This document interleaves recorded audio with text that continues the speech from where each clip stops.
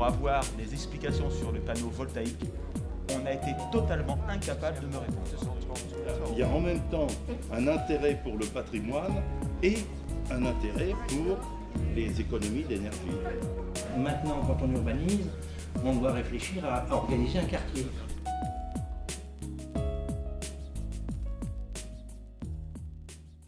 Cette manifestation vise d'abord à identifier les freins au développement local de la construction écologique, encourager la démarche et le développement de l'éco-construction sur notre territoire et permettre un échange le plus large possible autour des outils de toute nature permettant de relever ces enjeux. Dans les années qui viennent, nous aurons d'ici 2030,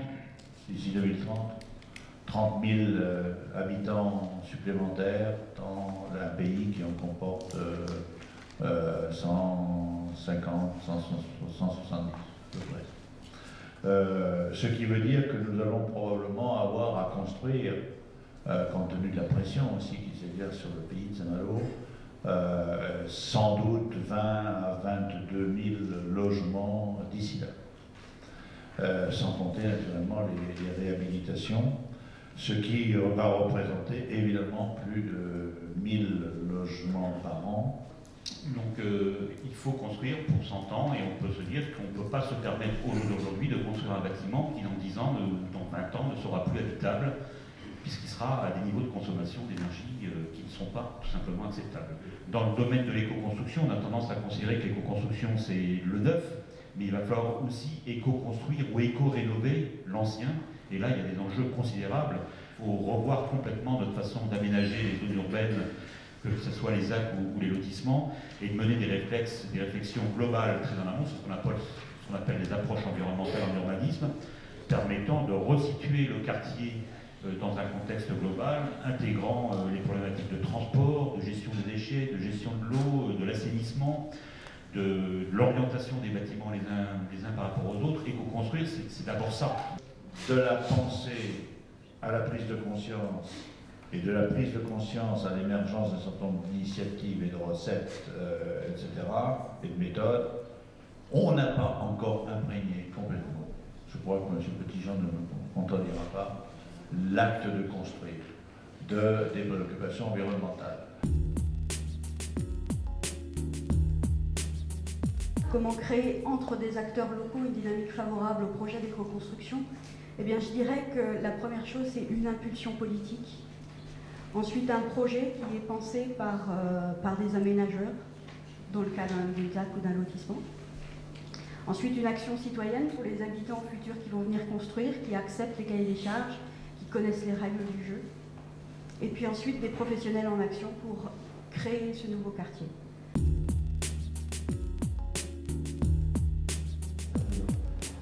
Il y a quelques années, on disait que 1 degré de plus dans le logement en termes de chauffage, c'était 7% de consommation en plus. Je ne sais pas si le chiffre est toujours bon, mais entre quelqu'un qui va se chauffer à 18 et quelqu'un qui va se chauffer à 23, vous imaginez le décalage qu'il peut y avoir. Et ça, à mon avis, c'est vraiment quelque chose qui est vital, d'expliquer aux gens comment on sert d'un logement. Je crois que c'est le comportement qui va faire qu'on peut être économe ou pas. Ça commence avant la construction, l'éco-construction. Puisque en termes d'équipement, en termes de ZAC, enfin de zone d'aménagement concerté, il y a un certain nombre de choses à prévoir. Et effectivement, la manière dont est conçu le quartier eh bien, influe déjà directement sur la consommation d'énergie, puisqu'on a vu que selon que le bâtiment était orienté nord-sud ou est-ouest, eh bien, on n'avait pas déjà au départ les mêmes problématiques.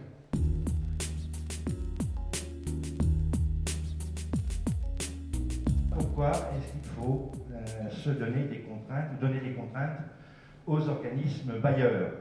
Tout simplement parce que il y en a quand même qui risquent de cumuler les difficultés. C'est les gens qui sont locataires s'ils ont des bâtiments qui sont mal isolés. Souvent d'ailleurs, ce sont eux qui font le plus de routes. Il y a une corrélation directe entre le niveau de revenus et les zones d'habitat. Et plus les revenus sont faibles, plus les gens s'éloignent du centre-ville. Donc il y a déjà un premier handicap avec le coût de l'énergie, avec le coût de l'essence.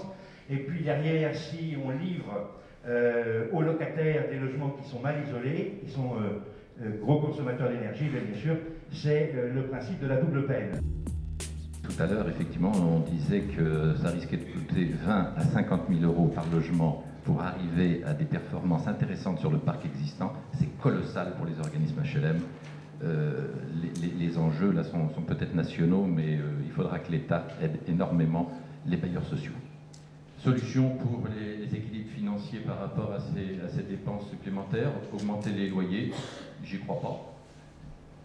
Vous le savez, donc, nos loyers sont plafonnés par des textes réglementaires, d'une part, et les revenus que l'on a vus tout à l'heure de nos locataires ne permettent pas des augmentations pour avaler le surcoût financier de ces chiffres.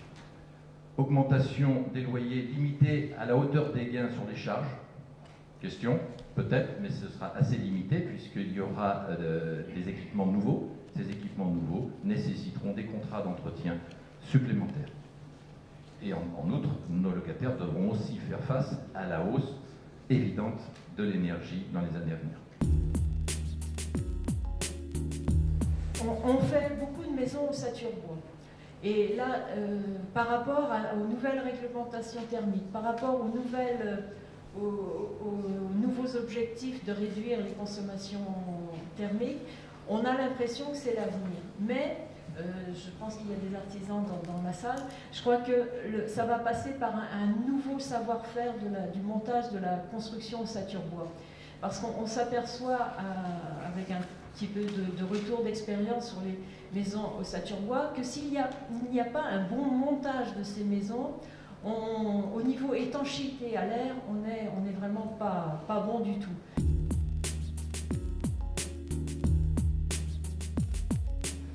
Le groupe Éco-Construction est ouvert à tous les artisans et il rassemble aujourd'hui à peu près 35 entreprises à la CAPEB 35.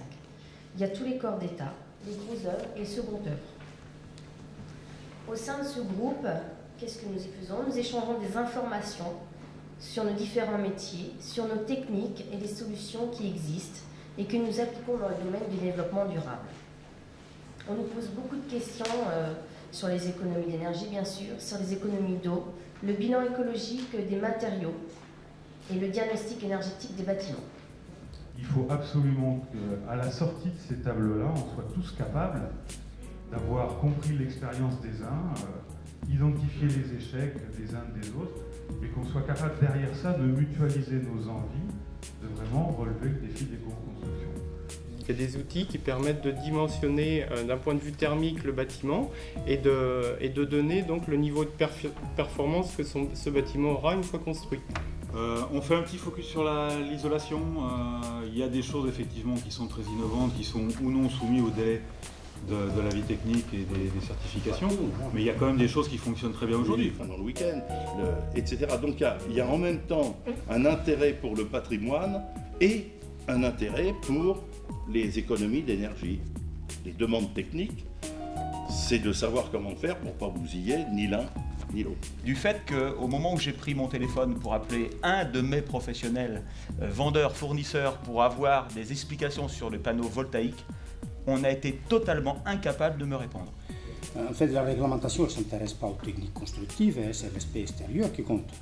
En clair, maintenant, quand on urbanise, on doit réfléchir à organiser un quartier. Toutes les dalles traversent la maison d'un bout à l'autre. Qu'est-ce que vous appelez super isolation? On est dans un univers pavillonnaire. C'est-à-dire que tout le monde voit sa maison avec le môme qui apprend à faire du vélo en tournant autour de la maison et la voiture elle est dans le garage. D'ailleurs, c'est incroyable, chaque fois que vous voyez un plan de maison dans un lotissement, vous voyez les classiques, hein, vous voyez un monsieur, une madame, un enfant, une voiture et un garage.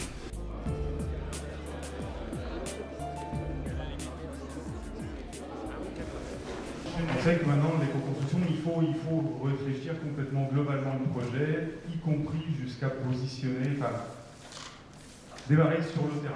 Quel type de terrain on veut, pour quel habitat on veut. Il faut aussi se questionner par rapport à la distance de cette habitation, de cette future habitation, par rapport à son mode de vie, ses objectifs. Tous ces éléments-là sont très très importants.